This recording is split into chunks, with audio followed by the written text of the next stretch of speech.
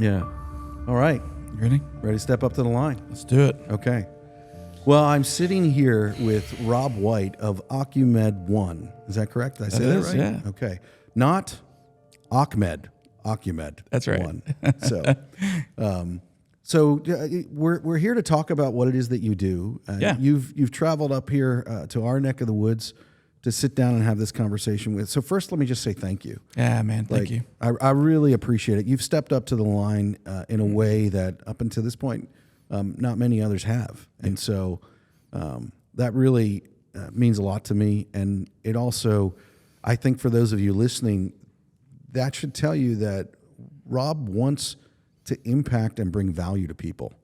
And in having some of the conversations with you, even already this morning, that is so obvious to me.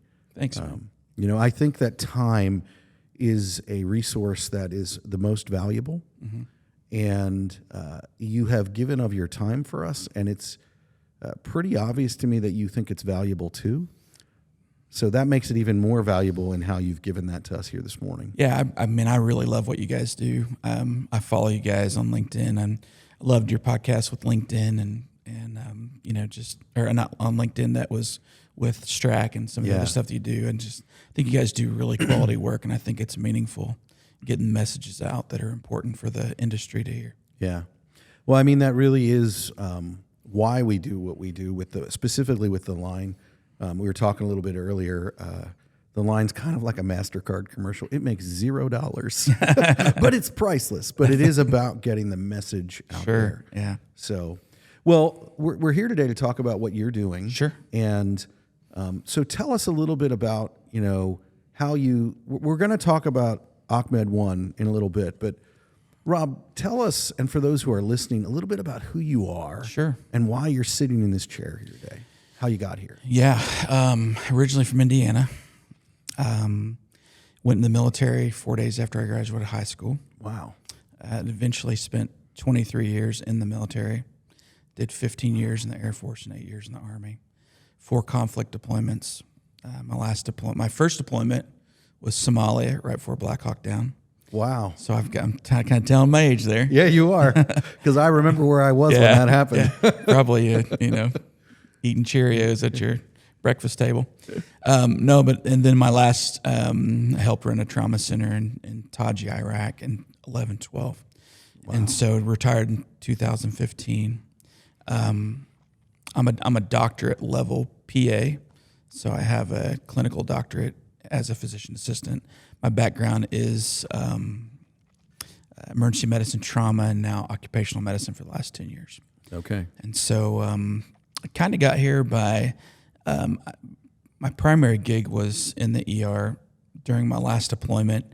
I had 4 young kids at the time, and I was just away from them for a really long time. Mm. And so being away from them just kind of made me redirect what I wanted to do. While I was over in Iraq, I had made some arrangements with another doctor that was getting out of the game, and I bought his family practice in 2013. Wow. Right before Obamacare hit. Yeah. And so 2014 came, and it changed the game of healthcare, not in a positive way for me. Yeah. Ended up having some great losses during the next 3 years, but it pushed me into having vision for something new, started a direct primary care, but in the process of that, I had to hire another PA to work full-time so I could make budget. So I didn't pay myself for a couple years. Really tough time, but then I started working part-time in an occupational medicine clinic. And the doctor that I worked under there he was fantastic. Personally, we just didn't get along in a lot of areas. Yeah. But clinically, he was masterful. Wow. Taught me a ton, and definitely appreciate him for that. And then we parted ways, and then I ended up becoming the executive medical director for Phillips and Jordan. Okay. And so that kind of propelled me into this stream that I'm in now. Then went through COVID with them, and when I hit 50, man, I just got to a point where I was just like, man, I got my military retirement, but I just didn't have a real grasp on, what am I going to do? How am I going to secure my future? So I decided to go ahead and talk to the guys that I worked with. And I said, hey, guys, I need you to either secure me with some kind of retirement or I need to go out on my own and build something. So wait, I got to stop you there. Yeah. So you said some specific words here that I think are important. You wanted to secure your future. Sure. And you're leaning towards the solution of going out on your own. Do you understand entrepreneurship and how it works? Like, yeah, I do. I guess I'm a glutton for punishment. Okay. I just wanted to make sure that I fully understood where we're going. Yeah. It's like, hey, I'm doing pretty good here, but I want to go get hit in the face. So I did that. I jumped out. I still have a great relationship with the family, the Phillips and Jordan family. Yeah. And still take care of a lot of the executives and the actual family, Miss Avis and them. But it just got to a place where I felt like I wanted to really give 10 years, 10, 12, 15 years to something just to see if I could make it happen. Yeah. And man, it's definitely been a ride, but now we've got 11 companies in almost 31 states. And, wow. So we just came up here on the East Coast. We've got a company in Connecticut that has Maine and Vermont and Massachusetts, some in Pennsylvania. Wow. And so we've been really, really blessed with that. And we're just getting new inquiries all the time. Met with one of your contacts yesterday. It was fantastic. And we've just been really, really been excited for our growth pattern. We don't want to grow too quickly because we don't want to compromise the quality of our services. Yeah. But the growth that we've had has been really great. I think we're foundationally positioned well. We're about 15 to 20% in capacity right now with the staff that we have. Yeah. And so we're wanting to get that up to, I'd like to 10x it, or more. Yeah. And then just build more and, bring more staff in and provide the services that we do. So before I want to pull back a little bit because I don't want to get into OccuMed yet, OccuMED1, sorry. But in talking about your origins and where you come from and how you got from there to here, what was it like? You talked about with them and wanting that, security or whatever for securing your future. Talk to me a little bit about what that is that was inside you, like before you got to experience some of the things and because when you were starting that, you didn't know where you were going to be. Mm-hmm. Does that make sense? What I'm asking you? It was definitely a faith walk. Okay. Yeah. So, stepping out into nothing sometimes seems so scary, but as we talked earlier, you have certainty of what you feel like you're supposed to do in your spirit, man. And when you do that and you have that certainty of who you're doing it with, the things don't, even though they're scary, they don't seem so unsteady. Yeah. And so my relationship with God has always been very important. I'm one of those guys that people don't care how much you know until they know how much you care.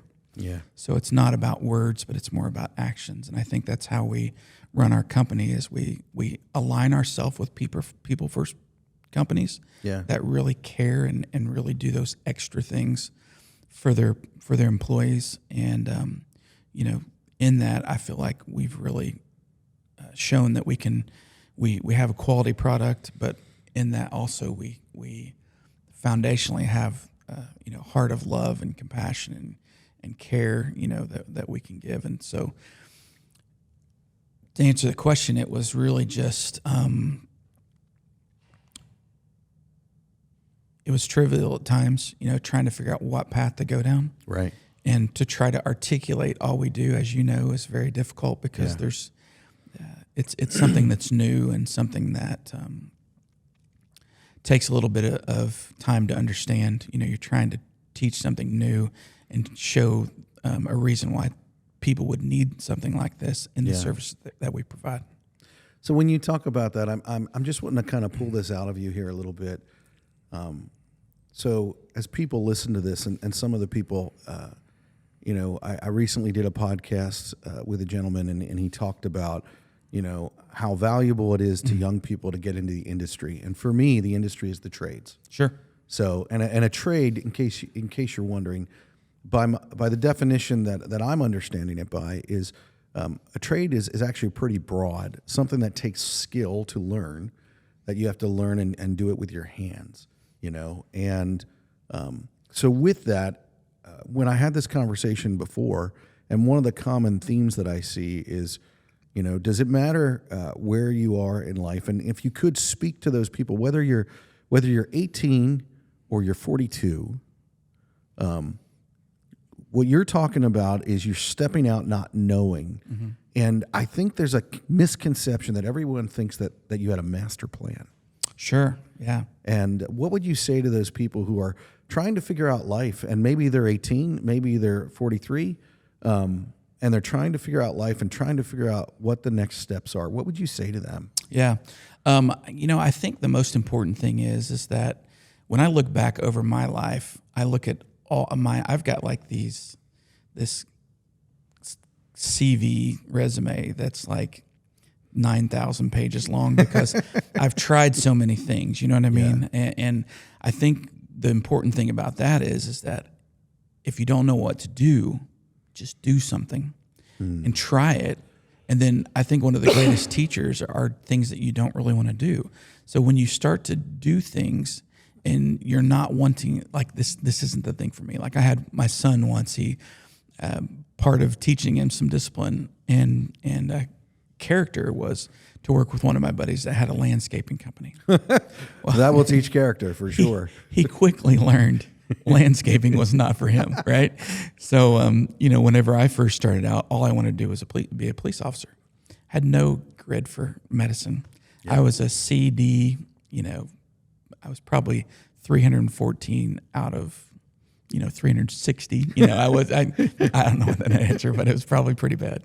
I never had a value for school, and I just wanted to get out and do something. And so I think one of the hard things that we have to deal with right now, even with my own kids, is that they feel like they have to have it all figured out right now. Yeah. And I'm just like, just get out there and do something. Learn something, try things, try new things. If you don't like that, go into something else. In that, you're going to find the things that you're really passionate about. So initially in the military, I did logistics, and hated it. Then when I had my next stint, I became a medic, loved it, and I didn't know. I mean, this is 6 years into I was 24. And then I'm like, okay, well, I can just be a medic my whole life. And then I'm like, man, I feel like I'm really good at this, and then I can do something else. So I became a paramedic, and I became a flight medic, and then I became a PA, and I got my clinical doctorate, and I became a flight surgeon, and so like as you find what you're really passionate about, then you can go down that path. And for people that aren't, really into going to college, now college degrees, unless you go for a professional degree, college these days just really isn't benefiting you, except for teaching you some work ethic, unless you're really wanting to do something specific. Liberal arts degrees, even business degrees, psychology, unless you're going to go into counseling, finding what you are designed to do sometimes is just a process. So you talk about that process there, and you're going over all the things that you did, which actually sounds like a lot. I was a 2-year genie, man. I was like, I would get to a place where I'm like, okay, 2 years done. I got to do something else. Yeah. Well, when you talk through that, I think this is important to kind of drill down on a little bit here, because I think that the journey sometimes gives us and makes us so that we can actually do what we were meant to do. Sure. And so my question to you is, and you kind of already even answered that, but it's like, do you regret any of that? Do you feel like you missed it? Because that is the big common thread, whether you're young or whether you're old. I don't think it goes away in the sense of being, FOMO, fear of missing out. Meaning, well, if I can remember being young and being like, well, what if I make the wrong choice and it's going to change the trajectory of my life? you didn't necessarily have that plan, so you don't regret any of those things, and do you think that they made you capable of what you're doing now? 1,000%. Yeah. I think that all of our experiences are good if you can pull something positive out of it. Even the worst experiences that you could even go through are a positive if you can pull something out that you can learn from. Yeah. So those experiences just continue to build and build and build and build, and they make you who you are. You learn conflict resolution. You learn how to deal with things that you don't like. You learn how to do, endurance. You learn how to learn to what I call stick-to-it-iveness. Like you learn character points, and those are all things that build who you are. So that when you finally find what you really want to do, you have that foundation of character and endurance and loyalty and those things in you that make you what you are. And the experiences that you have as far as positive and negative, one of the things that have made me a pretty decent leader is that I've had some really shitty leaders in my life. You know what I mean? And so I know what I don't want to do. Yeah. And so, that makes me a better person. It makes me a better father. It makes me a better husband. I've made a lot of mistakes, man, but those mistakes have been critical to me growing, critical. Yeah. I mean, I wish I could say that everything's been, rainbows and roses, but man, it's not been that. It's been very hard. And taking the pros out of those, or even the painful lessons that I've had to learn, have been so important for my personal growth and development. I think a huge thing for life, you mentioned the word endurance a couple of times there, and it's interesting to me. I've been reading a lot about that, and I've actually been, if I'm being really honest, which I want to be, I've really been struggling, even where I'm at in life, with endurance. And I recently looked up what is the definition of endurance, and I'll see if I can get it right here. But basically, endurance is the ability to face hardship and failure and keep going. Yeah. That is what endurance is. And when you talk about that, I think the thing that it segues into that you deal with health, and one of the things that I think that we really miss with endurance that is essential and really important, and whether it's the trades, whether it's blue collar, whether it's white collar, it doesn't matter what collar you're wearing, whatever it might be, the thing that is essential is actually mastering your mind. And is what I mean by that is I've been reading a book about that, and in the book they talk about the ability to master your thoughts. And one of the things is not allowing your thoughts to go to these places. Like, fear is something that I think we all struggle with. Sure.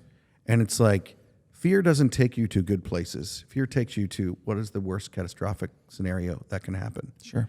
And you can end up in this spinning wheel, like a hamster wheel even, of the fear of your mind. Sure. And the ability to not give that fear a seat at your table, I think, is in your mind. Yeah. I think that's what we need to overcome and accomplish. And I think endurance is something that can really help us with that. What would you say to that? Yeah, I think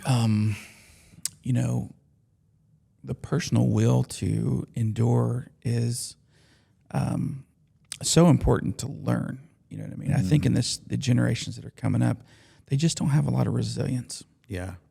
And so learning how to be a resilient person, sitting in the pain, embracing the suck, sitting in the pain, just enduring that. So when I think about my life in general, there are some times where all I can do is stand. I can't move forward. Right? Scripture says that when you've done all you can to stand, just stand. Wow. And so sometimes it's not retreating. It's not turning your back. It's not giving up. It's just standing in it and just waiting and waiting and continuing to maybe not make forward progress, but not also retreat. And so endurance for me is, standing sometimes, and just, there are times when I'm like, I would really like to grow this, or I have this thought. And now I've taught myself, this is going to sound a little weird, but not to strive. Ooh. All right. So I have to drill down on that. You gotta give me more. So not to strive. I think sometimes we can make things happen outside of timing because we're pushing hard. You know what I mean? And because of that, we can get out of the timing of what should be, you know? Yeah. And that's really good, man. I mean, business, life, spirituality, all of that timing, hitting the right timing. I mean, you just even think of the way that a car runs and when the timing is off, how that messes everything up. Yeah. I mean, that is truly an essential statement there that you're making that I think is really important. You can have purpose. Yeah. And you can have the will, but if you don't have the timing, you don't have the perfect harmony. Ooh. Wow. And so sometimes just sitting in it and just not trying to press, not trying to make it happen, not getting anxious to where you're overcalling people or you're, hey guys, what's your thoughts, and just kind of sitting back and just letting it happen. And, I think it's good to do a reach out every now and then. Yeah. But it shouldn't be something that drives you.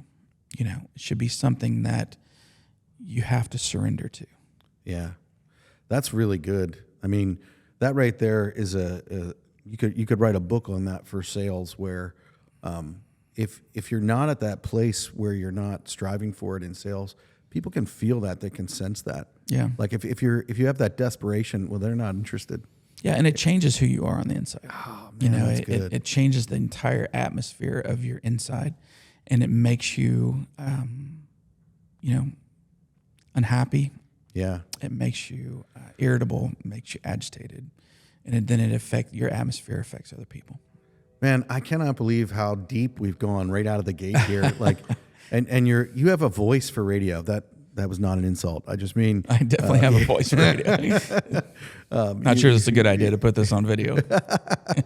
But I mean, seriously, I'm sitting here and just like as we're talking through these things, I feel like I'm sitting with the shrink. Oh my gosh. Yeah. So this is a great time for me to kind of break it up and lighten it up a little bit. Sure. So we have these questions that we ask. So what is a tool or a piece of gear, article of clothing, boots, whatever, that Rob White cannot live without, that you just need? And you can't say your phone because too many people have said that, and I'm tired of it is. It is. I mean, there's a lot of things that we tie to our phone.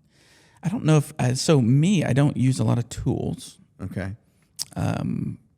More so traits. Ooh. And I think the tool in medicine that's lost the most that I can't live without is compassion. Ooh. That's my best tool that I can have for someone is compassion, because I think you see it through too much in healthcare or even in leadership, in period. Like, it doesn't even have to be healthcare. Yeah. We become uncompassionate. Yeah. And we detach ourselves from the human condition. So how would you define compassion for those of us that are listening here? Do you talk about that it's missing? What does that look like for you? I think it's the ability to relate to the level someone else is at. So let's say someone comes. So I still pick up shifts in critical access ERs to keep my skills up. Right, these little mountain towns. Yeah, they're just so different than me. And my job is to become, in a sense, like them, or be to where they are, no matter what they bring in, and offer hope, encouragement, and clarity. And so for me, compassion is not disconnecting myself from my emotions, but also not being ruled by my emotions, having a balance, and then relating to them in such a way that they feel heard and understood. That to me is compassion. Wow. So I was going to break it up with a light question, and you turned it around and made it intense. Yeah. Sorry, buddy. No, I think that. I just don't use tools. I mean, I could tell you about. Stethoscope, but I don't always use that stuff. Well, no, I mean, I'm involved in medicine from the other side of you. So when you say that, I would absolutely agree. Yeah. Because as an employer, I'm involved in it. As a patient, I'm involved in it. And one of the biggest things that I have seen especially in the last 3 to 4 years, is, and I would even say, you briefly touched on this, but not just medicine. I'm just going to say the world. I think compassion is waning. I think, Everybody's so angry. Everybody is so angry, and it's like, that doesn't help anything. I was on a call the other day, and a client was so angry, and they were a really good person. I really enjoyed them. I know who they are. I know their character. I know all this stuff. And I was so struck by this. In the midst of the call, they said something to me that was personally hurtful. Sure. Like, I mean, it stung. And, you have your things that, like, trigger you. And so I was full on triggered. And I can remember in the midst of the call, I'm just like, oh, God, please help me not react. And in that moment, if I would have reacted, and this is the worst part, I would have been totally justified to react. And I think this is the thing that, if you're listening, that I want to share with you, and it doesn't matter if you're a doctor, if you're a nurse, if you're a plumber, if you're a welder, or if you're an excavator. It doesn't matter. If you're on the job and you relate with people, this is the thing. You can be totally justified in your reaction, but that doesn't make your reaction the right choice. And is what I mean by that, in that moment when I was on the call with them, I had to choose compassion. Yep. I had to choose compassion. And and I love the way that you articulated what compassion is, because when you choose compassion, you are choosing to put yourself in their shoes. And so in that moment, I paused. And for me, I said a little prayer, but you might just need to pause depending on where you're at. In that moment when I did that, it gave me the opportunity to be like, well, where are they coming from? What do they see from my side of this? How do they view this situation? And so then I was able to change my reaction to not worry about being justified, but to be like, what is the end goal? Where do I want to get in this conversation? And it's like, I truly wanted to help them, because listen, that's why we're in business. We are in a service-based industry with what we do in the trades. Our jobs exist to serve others. That's why we do what we do. And so, and it's the same in the medical field. And the importance of us being able to take that moment and have compassion and decide to put ourselves in their shoes and let go of our justification, let go of our rights. Like, that's what it's so hard. Like, you feel like you're giving up something, but actually it truly is empowering. Sure. Because in the moment that I did that, it 180 degrees the conversation. Sure. To the point that the client literally turned around and said to me, I am so sorry. That's exactly right. And then we were both working together for the solution.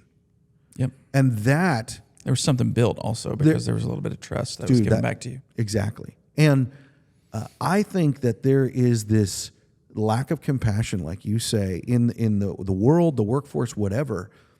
And the only way that we can change and make the world a better place is if we bring back the choice of compassion. If we bring back choosing compassion over justification. Because if we don't do that, then we're continuing. Like, I played this out after the conversation, and it ended well, which was great. But what if I didn't choose compassion in that moment? Where would it have gone?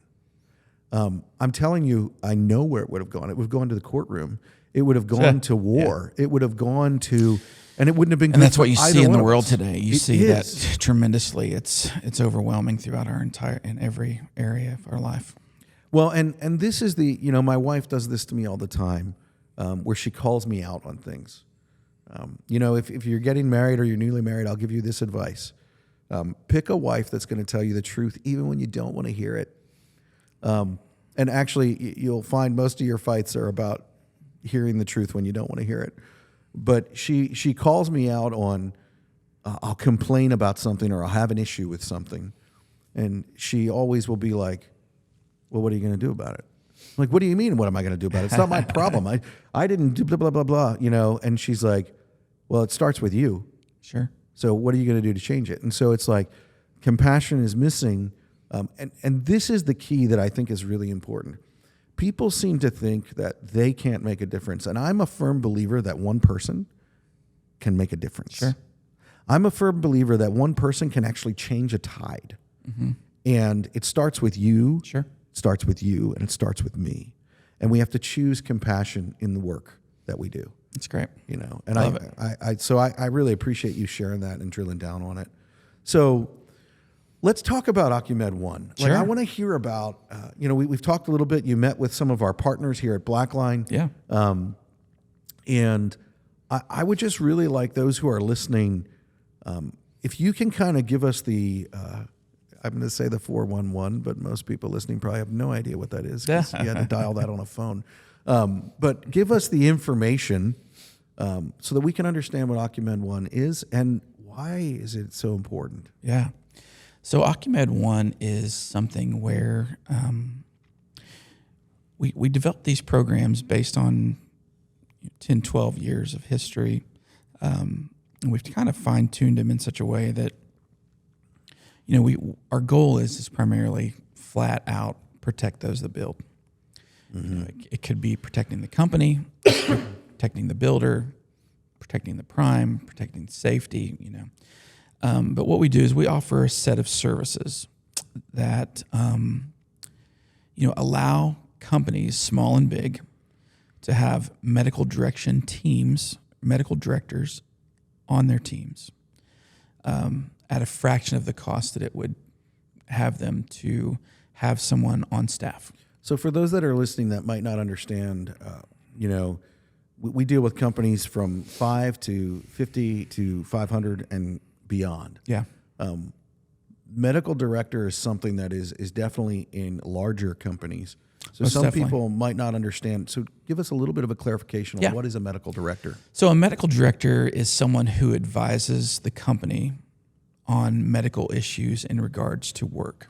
Okay. Work labor, work injuries, pre-employment process, case management, as far as when someone comes back to work, when they're able to come back to work.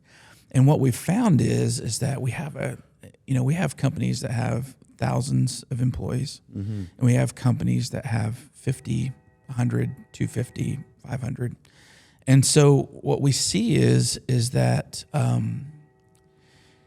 everyone knows about the experience modification rate. Yeah.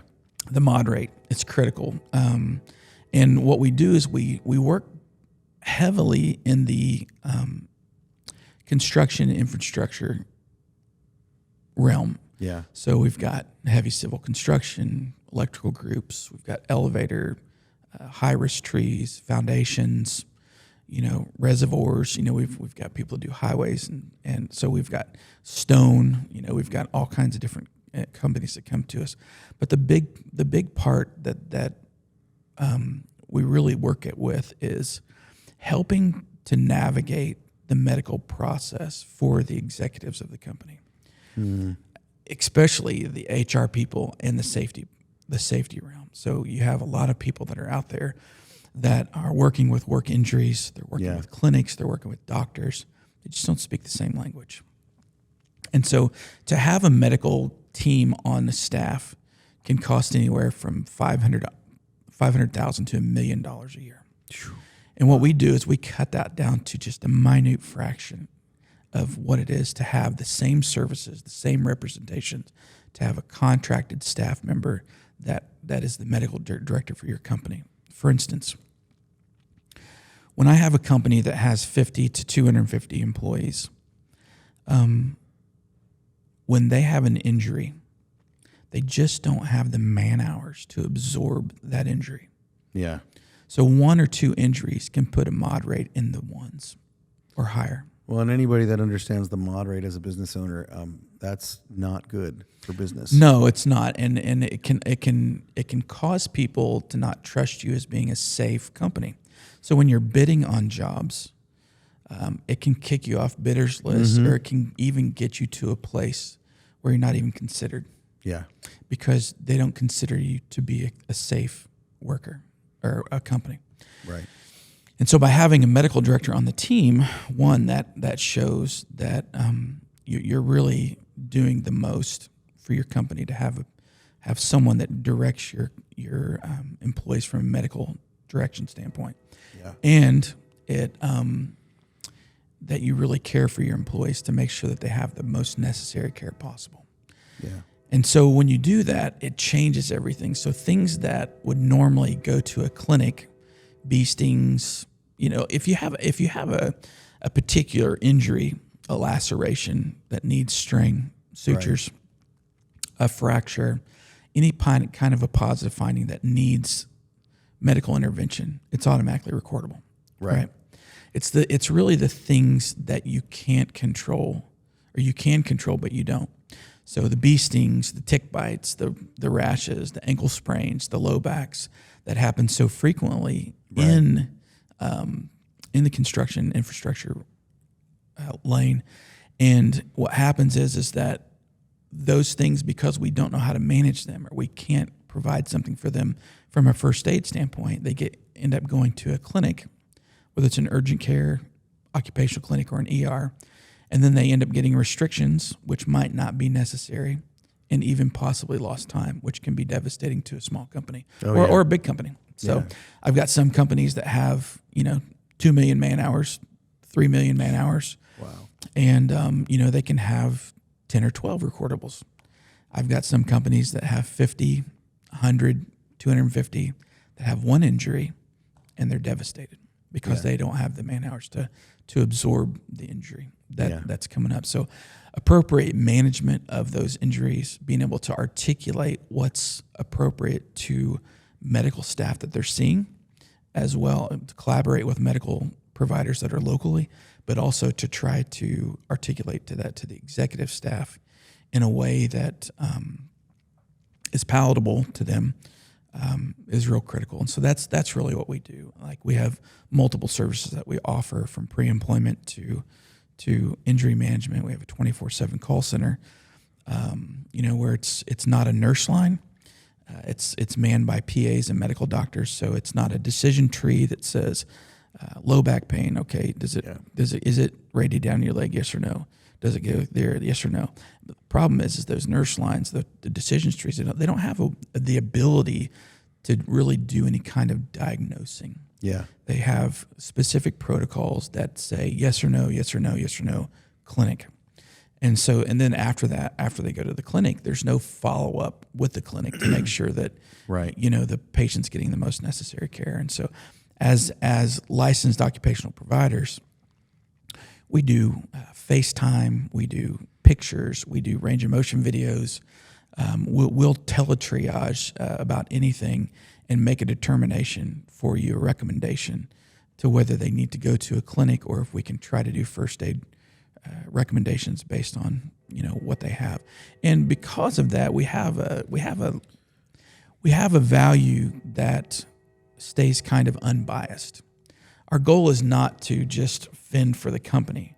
Our goal ultimately is to protect the worker. Yeah. And we've all heard of those employers that refuse to put their people, to a clinic to get the help they need because they're afraid it's going to go on their mod rate. Right. And then we've heard that when they go to a clinic, the doctors are concerned that they're not going to be taken care of from the work standpoint, so they'll put them off for a week or two, and that's devastating too. So our job is to collaborate, to be the middleman, to be the one that actually coordinates and facilitates that. So talk about that a little bit more, because as you were talking, I was thinking, because I think, and this even comes back to what we talked about with compassion. I think that the common misconception from a employee standpoint is, well, you're out for the employer. You're not here for me. Right. And I actually think, and the reason I say it ties in with compassion, you talk about employers that don't want people on their mod rate. Let's just be really real about that.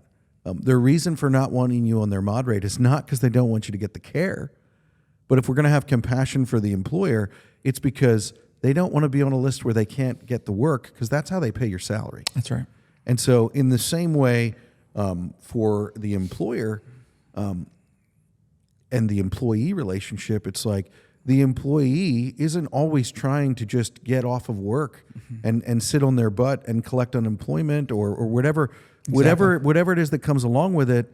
Because that's not a win for them either. And so we need to put ourselves we need to choose compassion as an employer and as an employee. So help educate the employees on what it is that OccuMED1 does and why is it that you're not for one or the other, but you're for all. Yeah. The reality of it is a lot of the majority of these workers, 99.9% of these workers, they don't want to go to a clinic. Yeah. But they want to get better. Yeah. They don't want to do anything that causes them not to get paid. Yeah. They want to work hard. These guys are excellent workers. They're hard workers, some of the hardest workers that I've seen. They do things that no one else wants to do. Boy, that's the truth. And they're willing to do it. And they do a really good job. Their skill level and their expertise is most times second to none, right? So when they get injured, we want to make sure that they get the most necessary care. Yeah. Right? And for us, our job is to not just build a program that helps the company or the individual, but to develop relationships with these people to where there's trust earned. Yeah.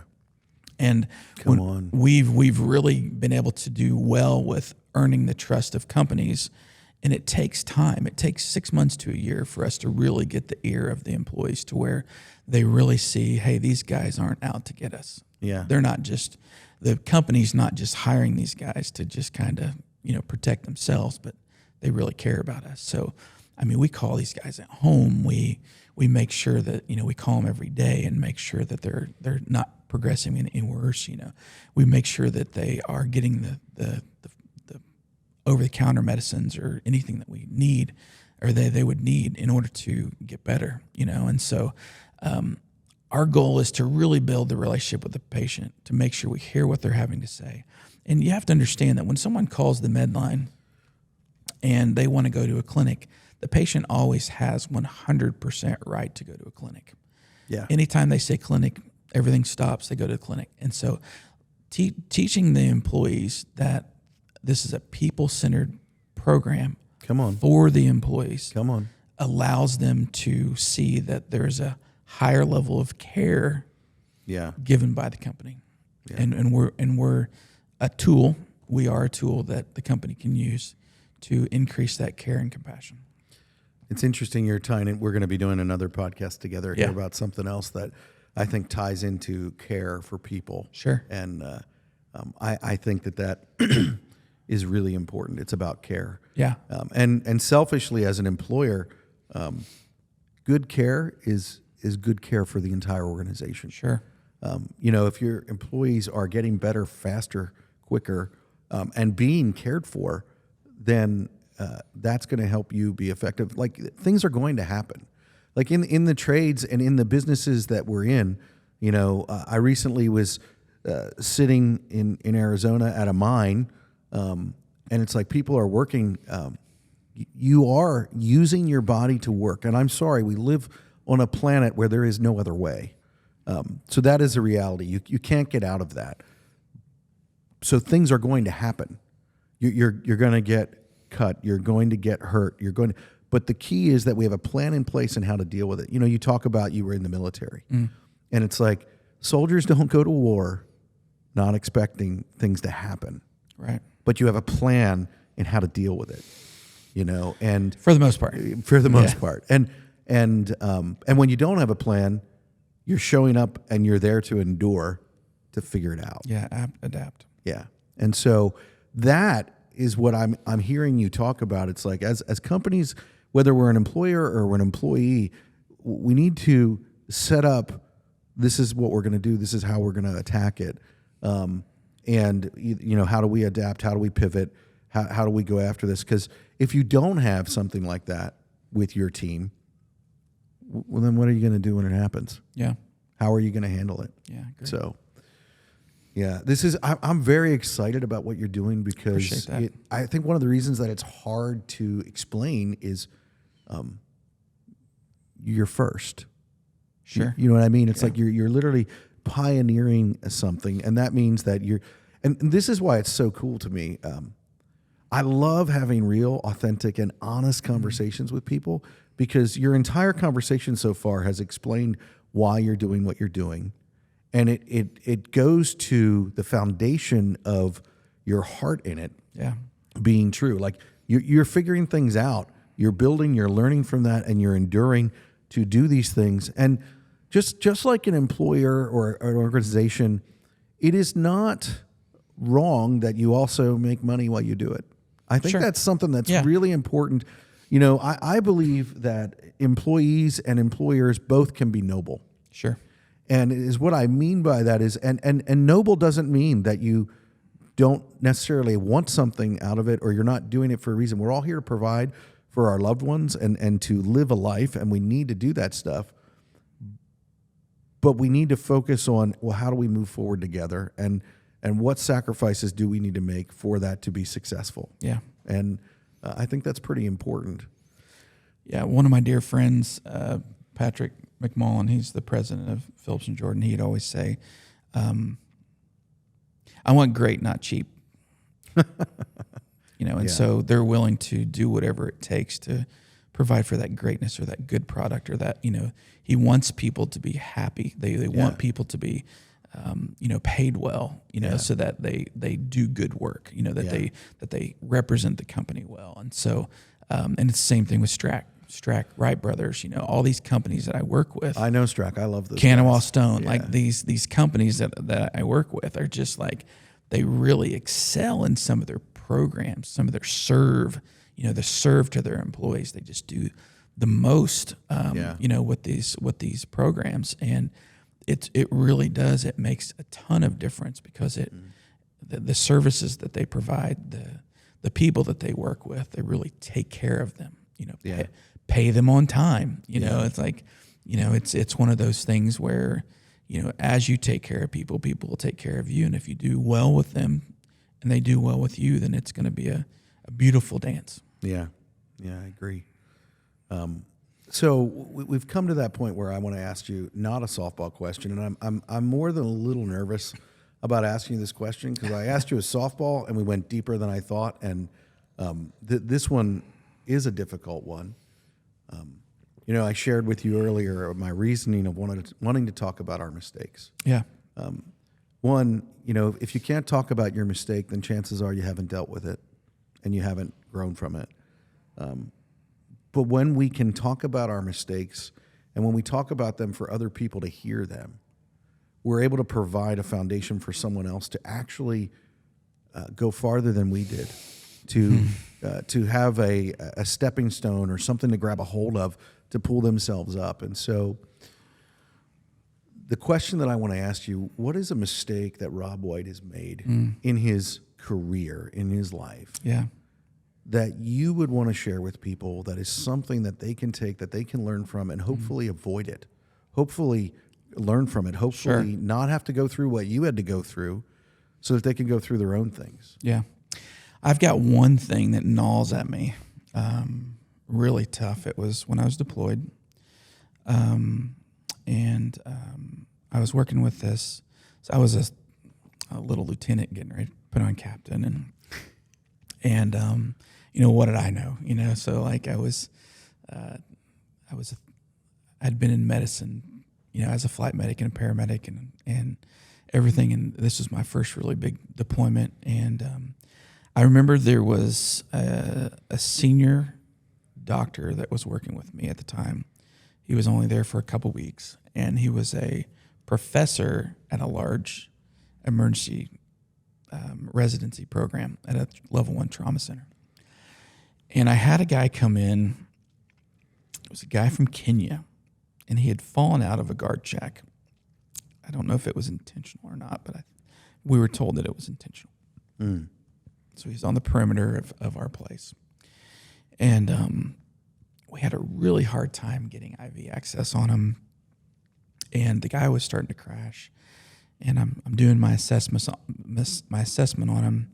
We did some x-rays, and he's got an unstable pelvis, right? And so I said, we need to get a pelvic binder on this guy. And the doctor said, no, we need to get him out of here. And I'm like, and I cowered. I cowered. And you probably don't know this about the pelvis, but you can bleed out 5 liters of fluid into the pelvis within 3 minutes and never even know. Wow. And so I kind of shrunk. I shrunk down and didn't say anything. I didn't challenge him. I didn't do it. I didn't even challenge him, in a respectful way, Yeah. And we had to medevac him out. We medevaced him out really quick. And on the way, he crashed and died.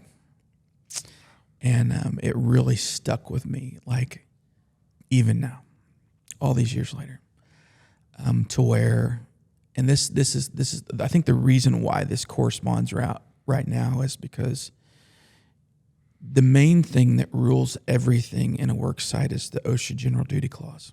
Mm-hmm. And the OSHA General Duty Clause basically says this: if you're doing something that's unsafe or someone else is doing something unsafe, someone needs to say something. Yeah. Right? And it doesn't have to be in a bad way, but if it is in a bad way, if it stops something bad from happening, Yeah. that's good. And I think that the biggest thing that I learned from that is that I would never not say something again. Wow. Like I would always step up and say, stop. Yeah. Hey, wait. Guys, let's think about this. Is there a different way we can do this? Yeah. Hey, doc, if we don't put this pelvic binder on this guy, his pelvis is unstable with all the movement.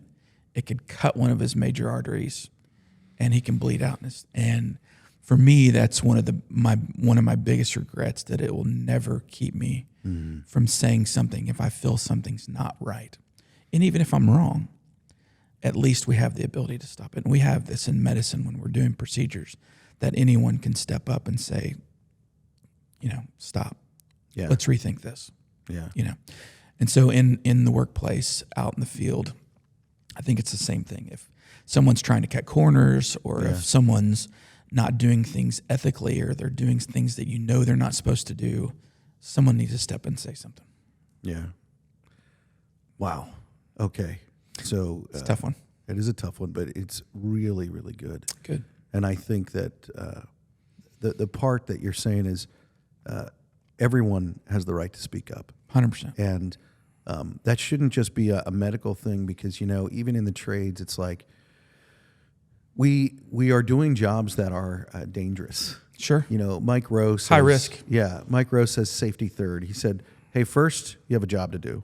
Second, you need to make money. Mm-hmm. And third, we need to be safe. Mm-hmm. And so, I can remember I was doing some medium voltage work when I was younger, and it's not safe. Like, you do the things to be safe, but it's like, if I was going to be safe, then I wouldn't be there. I would be, I think it was Seinfeld, what was he called? Bubble Boy. Yeah. It's like, that's what I would be. But the importance of speaking up, and it doesn't matter if it's your first day on the job, or you've been on the job for 15 years.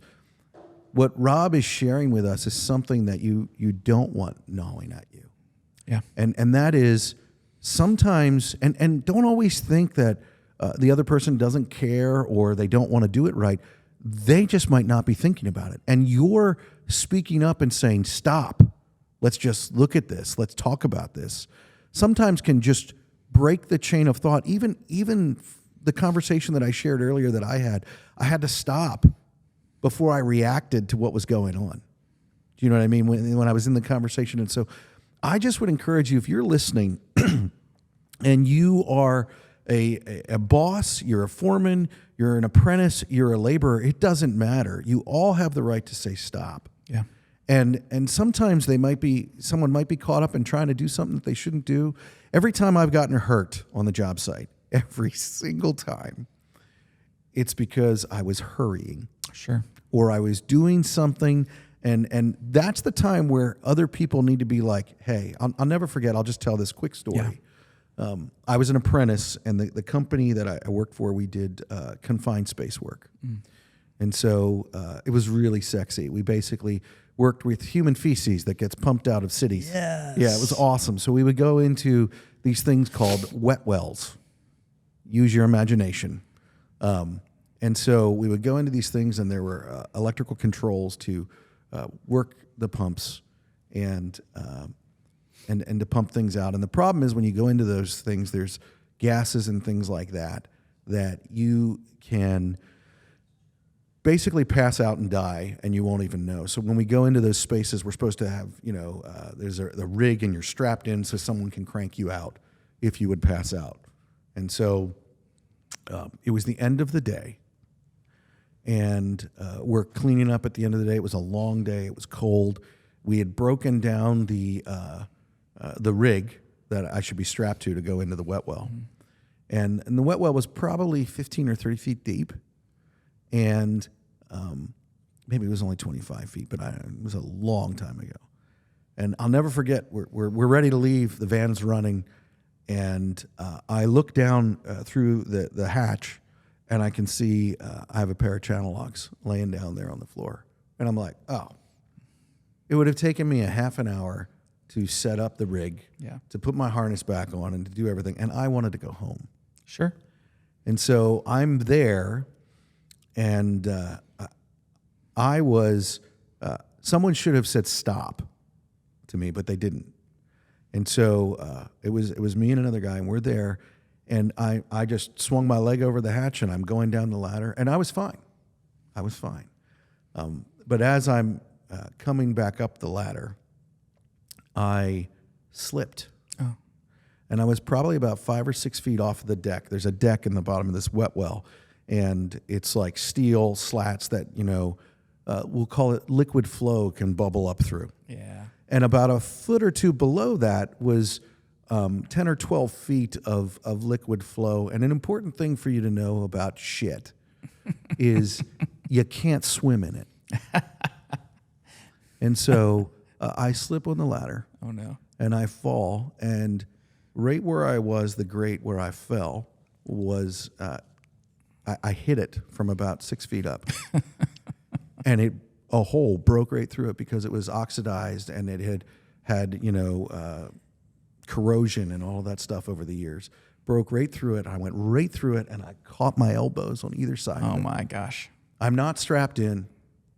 My feet are dangling in shit, all because I left a pair of channel locks there, and all because, and I'm not taking responsibility myself here. That's right. But if someone would have said stop, I would have thought about it differently. Sure. And luckily, the guy was there, and he quickly threw a rope down and got me tied up and got things set up and got me out. But I was that close to not going home that night. Sure. And I think that's the importance of what we're talking about here, is the importance of remembering the simplest thing can actually take your life. That's right. We all have a job to do, but the importance of occupational medicine and the importance of saying stop in the work that we're doing is not only essential, but that's how, imagine if the foreman that was there with me, imagine that I would have died. Mm-hmm. He would have the same gnawing thing that you have from that. Yeah. And that's not something that you want in your life. No. So. No, it's not. Well, Rob, I really appreciate you stepping up to the line, having this conversation with us. It is really deep, really real. You might want to listen to this in 5 to 10 minute segments because it's pretty intense. So I just appreciate your time and making the trip up here. Thank you, brother. So tell us here, you can look at whatever camera is your camera. Where do people connect with you, and how can they get more information? Where do they find Rob White? Yeah, our website is OccuMed, the number one, so OccuMED, the number one.com. Okay. You can get all of our information there. You can sign up for a call or any type of number that you need to call us. You can just get a direct line to us, and we'd love to have a Zoom with you or to kind of answer any of your questions that you might have. All right. Well, thank you for stepping up to the line. Yeah, man. All right. Thanks, Good brother. deal. Sweet. All right. Good show.